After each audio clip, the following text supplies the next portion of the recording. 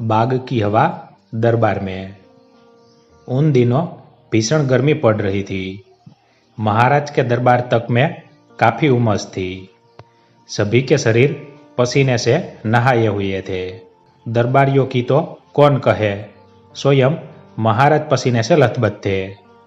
राजपुरोहित को कुछ ज्यादा ही गर्मी सता रही थी, अतः बोले, महाराज, सुबह सवेरे की बाग की हवा कितनी शीतल और सुगंधित होती है।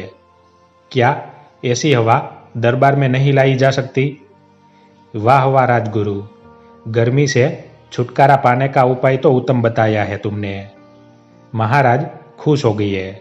फिर दरबारियों से मुखातिब हुए, क्या आप लोगों में से कोई बाग की हवा दरबार में ला सकता है? राजगुरु ने भी क्या बकवास बात कही है। सभी दरबारियों ने मन ही मन में सोचा और सिर झुका लिए। ये कार्य तो बिल्कुल असंभव था।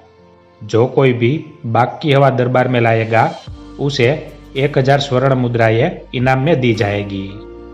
महाराज ने घोषणा की। इसी के साथ सभा बर्खास्त हो गई। सभी दरबारी सोच रहे थे कि यह कार्य तो बिल्कुल असंभव है, कोई नहीं कर सकता। हवा कोई वाहन थोड़े ही है कि उसका रुख दरबार की ओर कर दिया जाए। एकत्रित करने वाली वस्तु भी नहीं कि सुबह एकत्रित कर ले और मनचाहे समय निकालकर प्रयोग कर ले। दूसरे दिन जब दरबारी सभा में आए तो सभी उत्सुकता से एक दूसरे की ओर देखने लगे कि शायद कोई हवा लाया हो। उनकी सूरतें देखकर महाराज बोले, लगता है हमारी ये इच्छा पूर्ण नहीं होगी। आप निराश क्यों होते हैं महाराज? तभी तेनालीराम अपने स्थान से उठकर बोले, मेरे होते आपको तनिक भी निराश होने की आवश्यकता नहीं। मैं आपके लिए बाग की हवा को कैद करके ले आया हूँ। उसकी बात सुनकर महाराज सहित सभी दरबारी चौंक पड़े।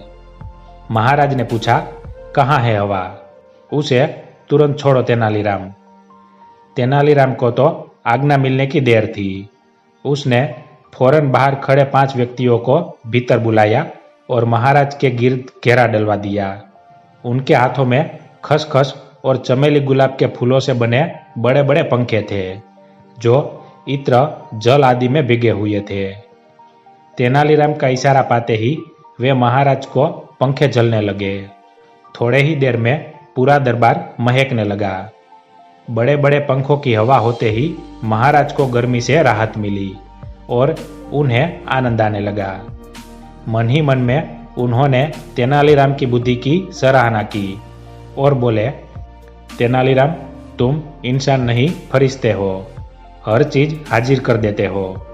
इस राहत भरे कार्य के लिए हम तुम्हें एक नहीं 5000 असरफिया का इनाम देने की घोषणा करते हैं तथा व्यवस्था मंत्री को आदेश दिया जाता है कि कल से दरबार में इस प्रकार की हवा की व्यवस्था करे।